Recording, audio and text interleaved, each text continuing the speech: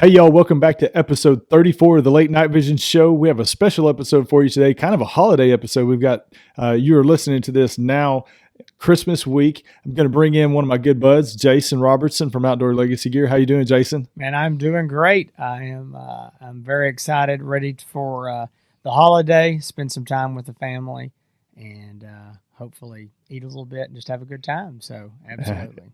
Eat a little bit. All the 6 meals that we have planned between now and Christmas, and and I think I'm pretty sure I ate a whole pizza by myself for lunch today when my wife ran to the store. But it's already started. Holidays have already started. That's gonna hurt. Hey, folks, we're so glad that y'all have tuned back in again this week. We appreciate y'all listening, and as always, if you want to find us, you can find this podcast on all the major podcast apps. You can also find us on YouTube. You can go there and subscribe. While you're there, just go on over to Hans, that's HANSETX, and subscribe there to Hans's channel. All kinds of hog hunting videos and reviews. While you're there, just ease on over to Outdoor Legacy Gear and subscribe there as well. You can also find Hans, Outdoor Legacy, and the podcast all on Instagram. And you can also find Outdoor Legacy and the podcast on Facebook. And then last but not least, you can find my business, Outdoor Legacy. You can find me at outdoorlegacygear.com. And you can call me anytime if you've got questions about scopes, you're getting ready to buy something and you want to get advice on that. You can call it 877-350-1818. And Hans and I appreciate y'all's support. We're wrapping up this year. This is going to be the last podcast for 2018.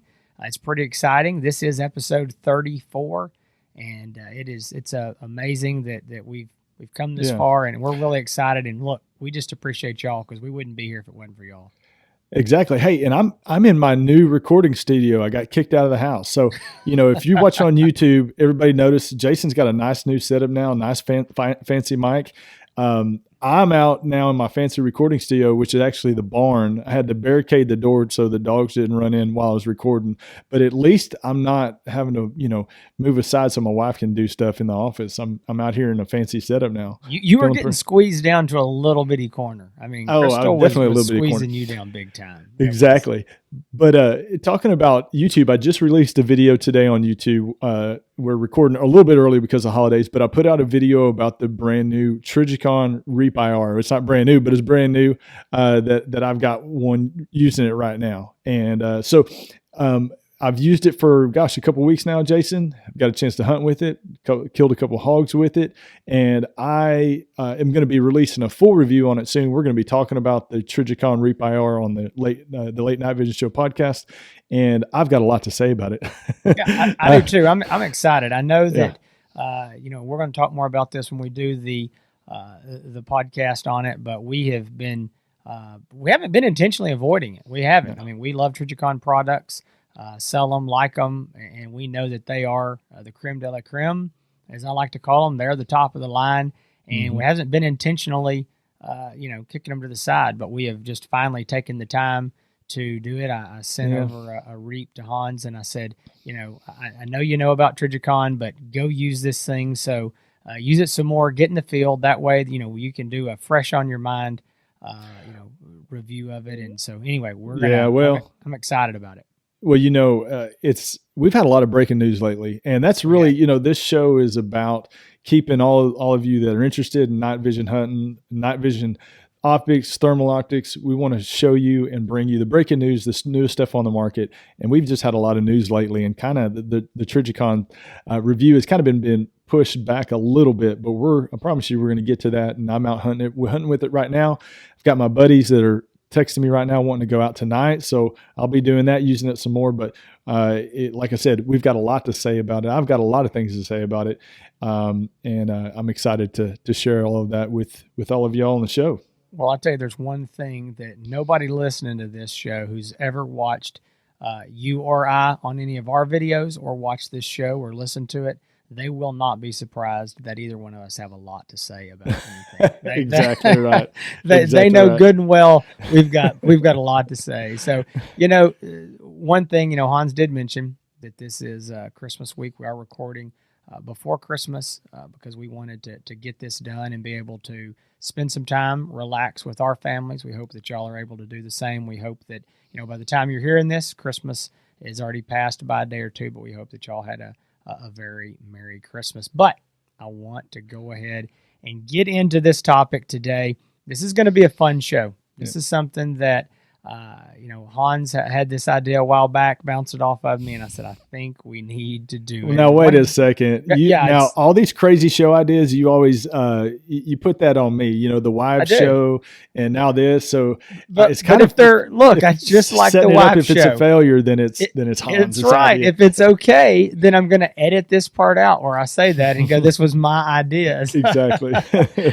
No, but it was something fun we wanted to do. We wanted to keep it lighthearted this week because, like I said, we know it's Christmas and we don't take ourselves too seriously. If you listen to the show, you know that we like to have a good time and cut up. So we thought this would be a good week for a lighthearted show. And so the title of this show is Questions That You Don't Ask a Hog Hunter. And I think some of these exact questions could also be questions that you don't ask a coyote hunter as well. But some of these are going to be specific to hogs, and I think that it's going to be fun. And these questions are things that we get asked. I'm sure a lot of y'all get asked as well.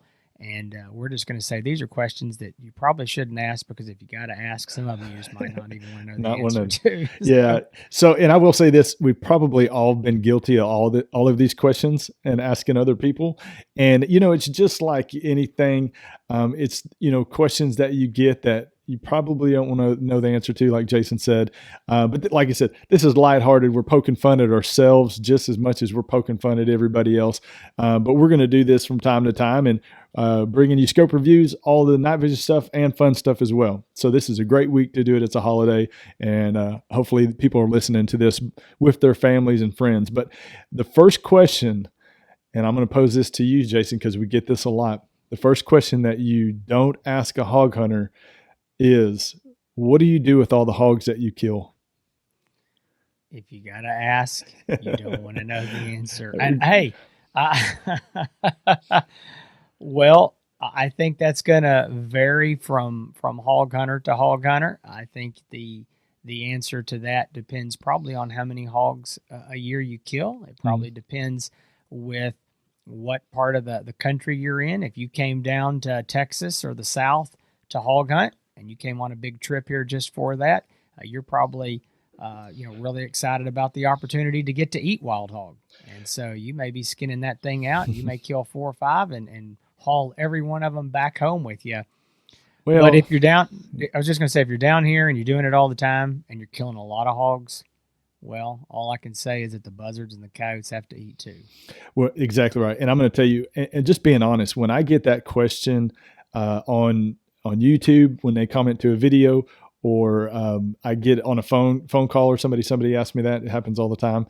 I feel like when I tell them that a lot of the hogs that I kill just get laid there and left for the buzzards, I feel like when they say that, they're going to immediately turn into giving me a speech about being an ethical hunter and all of this stuff. And they're starving children in Africa. they're going to, I'm going to be shamed because I'm leaving meat lay on the ground. But what I tell them is we save what we can. We give away what we can. We leave a lot of it. A lot of it gets left on the ground. But, a lot of people don't want to hear that, but that's one of those questions that when I hear it, I'm like, oh my gosh, it's what is this person's reaction going to be when I tell them that a lot of the meat does not get eaten and it gets left around. But so, there are hogs are notorious with carrying disease and worms and all kinds of parasites. They came out with a study, the state of Texas, that so many percentage of them have a blood-borne bacteria. You're not even supposed to handle them. You're supposed to wear gloves and not get any of that type of stuff on you. So when you tell people that, they understand it. But, there's from time to time where we want hog meat, or I've got a buddy that wants a hog and we save him a hog. But, if you're out there killing a bunch of hogs, it's almost impossible to save every single one of them. And we're out here to get rid of the problem and eradicate all of them. And we've had a show about ethical hunting in the past and all that kind of stuff. And so that's just one of the questions. Don't ask a hog hunter what he does with all the hogs. Yeah, and I would say this. Hans has said this over and over, on the show and on some of his videos, and I think it's true. This is eradication. Yeah. It's pest control. And I personally, anybody who's a fan of this show and have listened to most of the episodes, or any of my friends, know that in my household, we eat everything. And that's the running joke with all my buddies is, what kind of rodent or roadkill are you dragging home to eat? And we do. And so we eat wild hogs, but, we eat coyotes too. So I would, in the double standard here, and I'm being a little tongue in cheek here, but still, what do you do with all the dead coyotes? Nobody ever asks if they're dragging all those off or they're eating them all. So, it's funny how, as Americans, we look at certain animals as things that we eat and things that we don't. Mm-hmm. In some countries, they eat rats and would be glad to get them. And we kill rats and nobody here would give you a hard time about not eating them. Right. So, yeah, but it's kind of comes down to how many you kill and what have you. All right, let's move along. Right. So we got another one here. And this is one that I know, talking to customers a lot. And again, this is not a question that I'm offended by any means, but Hans and I get it. We know that I see it all over the forums, Facebook, message boards, whatever. And the question is, how many hogs have you killed this year? Man, the madness has got to stop. Yeah. The madness has to stop. Okay, when people ask me that, first of all, I don't count. I don't keep track. And my answer to that is I've killed, I haven't killed as much as some people, but I've killed more than most. And that's my answer. I don't count. I'm superstitious. It all goes all the way back to playing sports and playing football and not keeping track of stats, because I felt like if I did that, it would curse me. So I never keep track of how many hogs I kill. But like I said, I kill more than most, but I don't kill as many as some. But I'm going to tell it like this, because there's a lot of people out there that are throwing up big numbers and talking about how many hogs they kill. And man, the madness has to stop. Like I said, there's a lot of big numbers being thrown out there. And I'm going to say it like this. I've got a buddy, older gentleman that he bought a scope from us, actually, and I was out helping him. He's a big-time cattle man, owns a bunch of cattle, bunch of, just a bunch of land and all that kind of stuff. And he said, Hans, there's one thing, actually there's a couple things, but there's one thing you never ask a cowboy. You never ask a cowboy how many head of cattle he's got. Mm-hmm.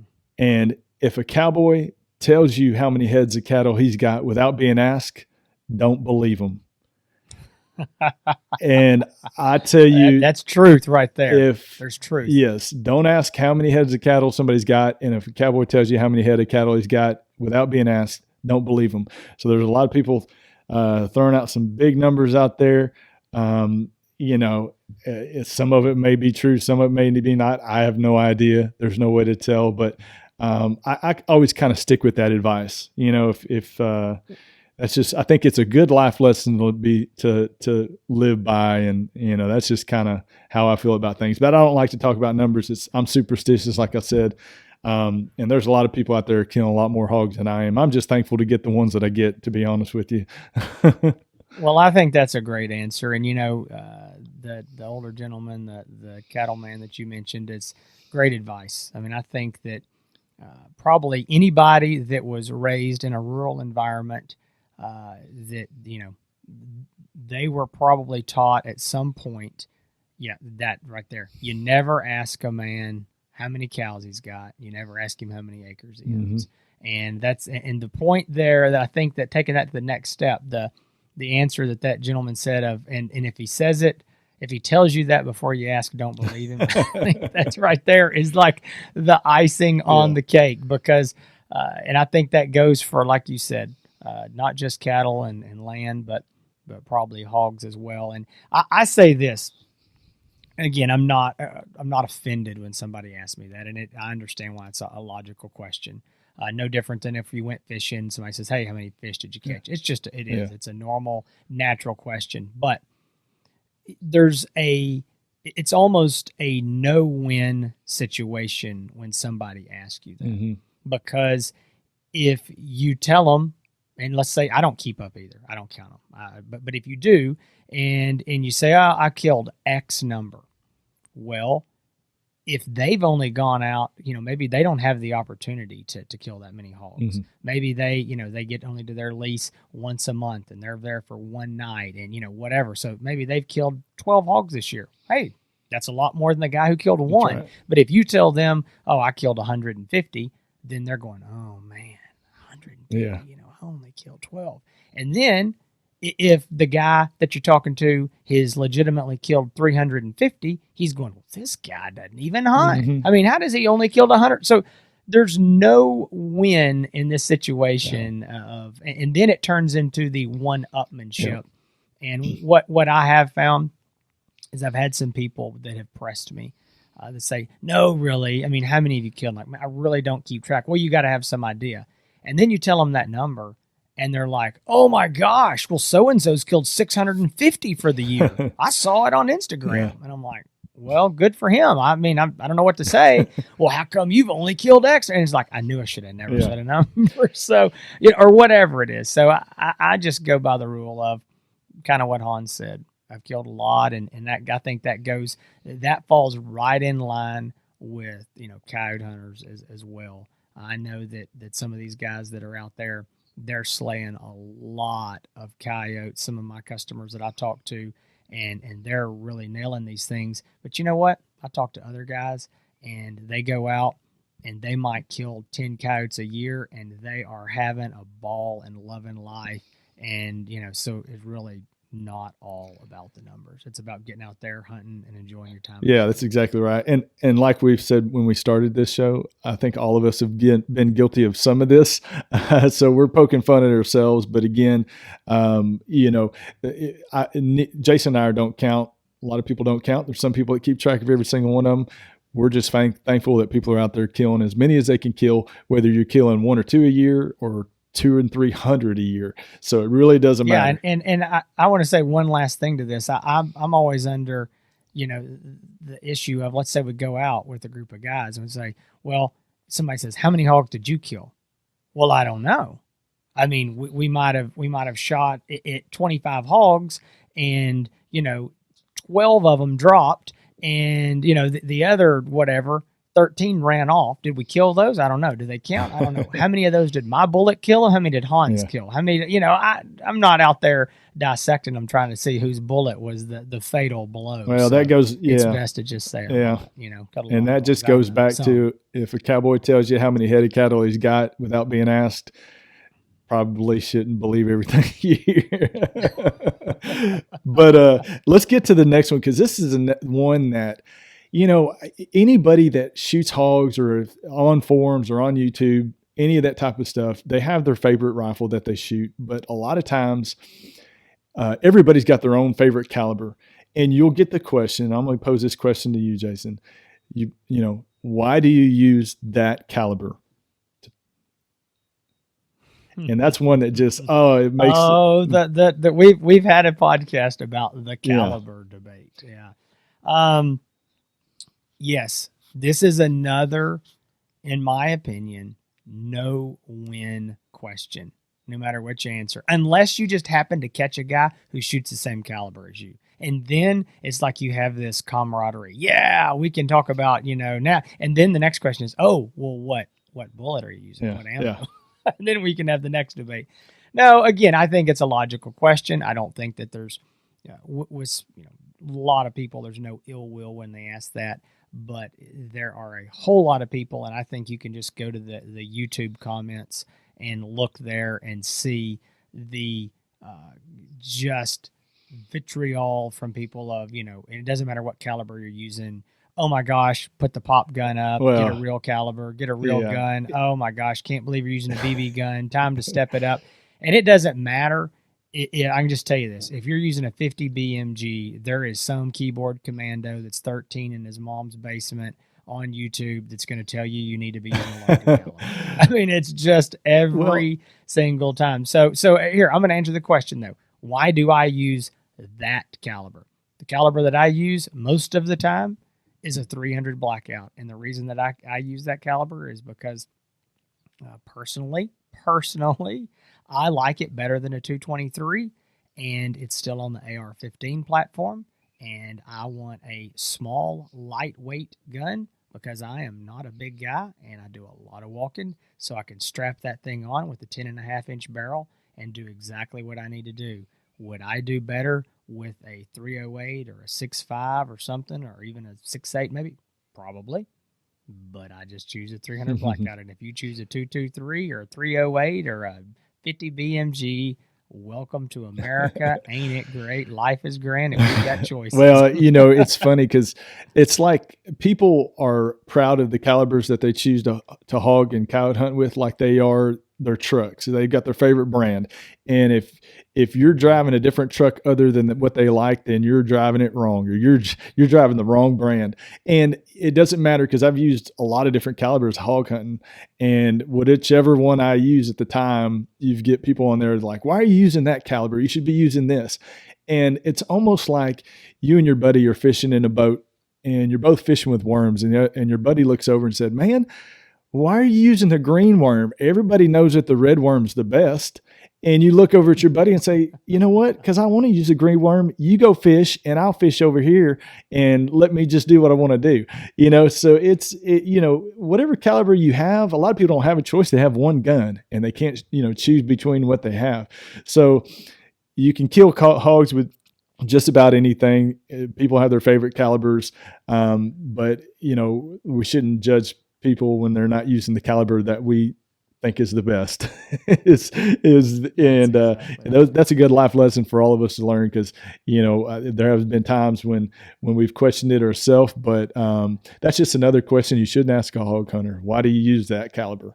And so all right, so I've got the next one here, and this is going to go really along the lines of how many hogs did you kill, or do you kill?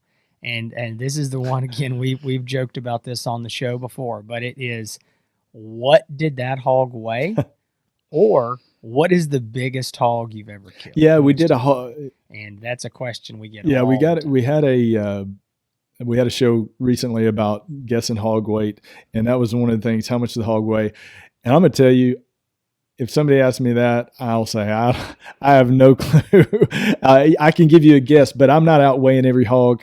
A lot of times I'm hiking a long ways to get to a hog, and I'm not, I'll drag that hog off somewhere, but I'm not going to, it's 11:30 at night and I'm not going to go hook it up to scales. So like I said before, I'll either say it's a small hog, a medium-sized hog, or a big hog, or a monster hog.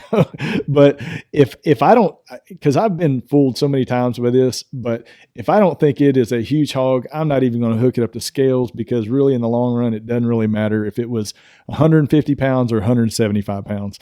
It was, it's a decent sized hog, and we'll just leave it at that, and everybody else can guess. But, that's another question when people ask how much does the hog weigh, I'll just say, well, I don't know, maybe around this much, but other than that. Well, I'm going to tell you, and Hans will agree with this. He and I kill a lot of hogs, and we kill a lot of big hogs. I mean, a lot of good sized hogs, and there are more than one time that he and I have called each other from the field.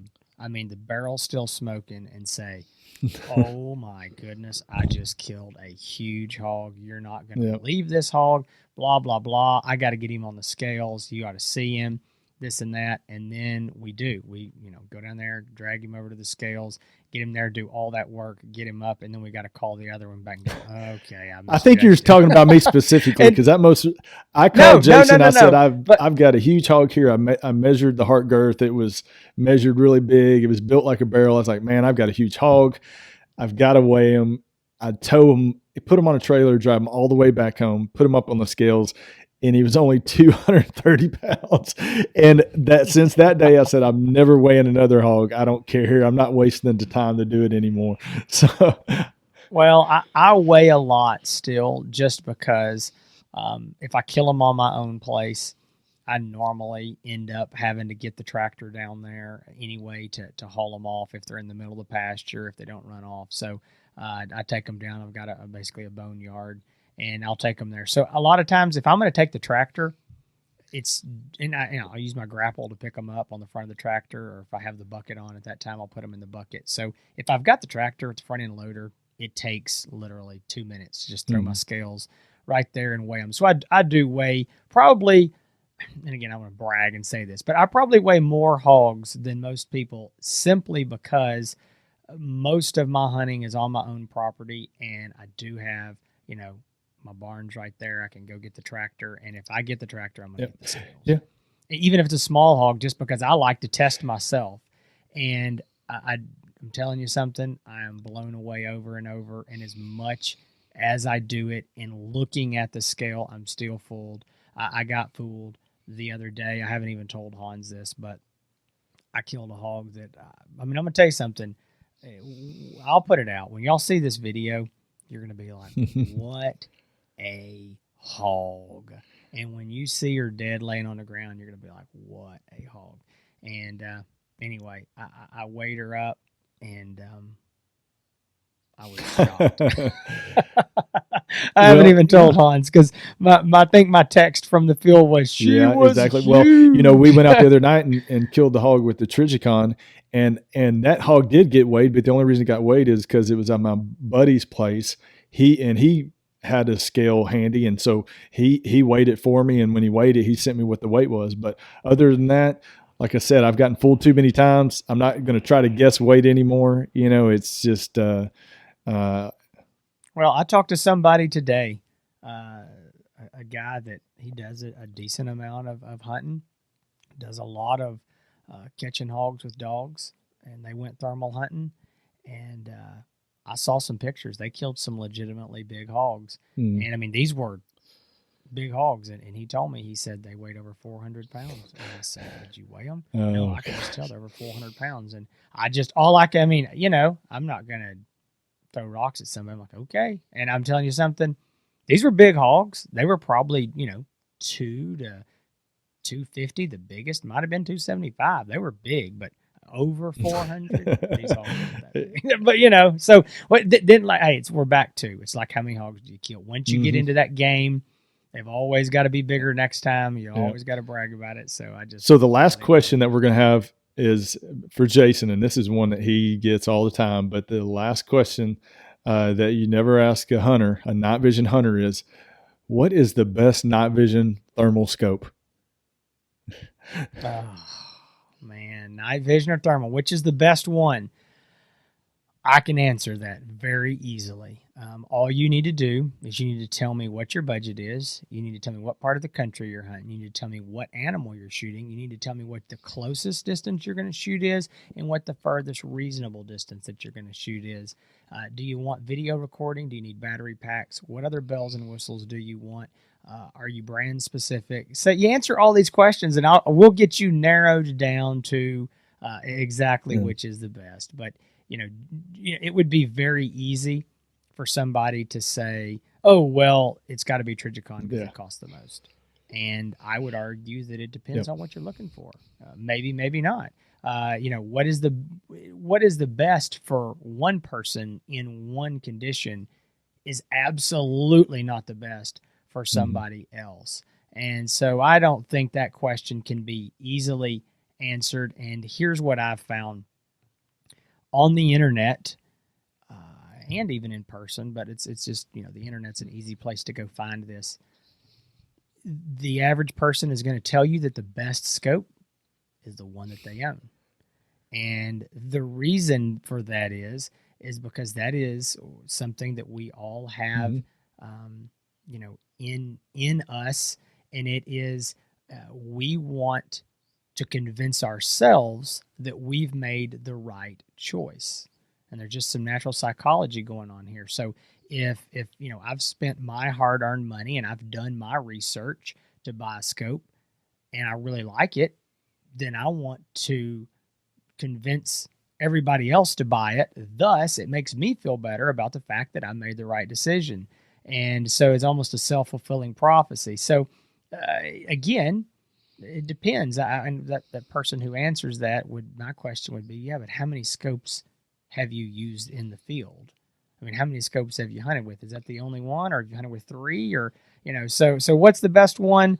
I think the long answer is what I just gave. The short answer is if you already own a scope, it's probably the one you're hunting, because that's better than a mag light duct tape to the end of your barrel. So whatever you've got, and if you don't have one, the best night vision thermal scope is the one that you can afford. That's it.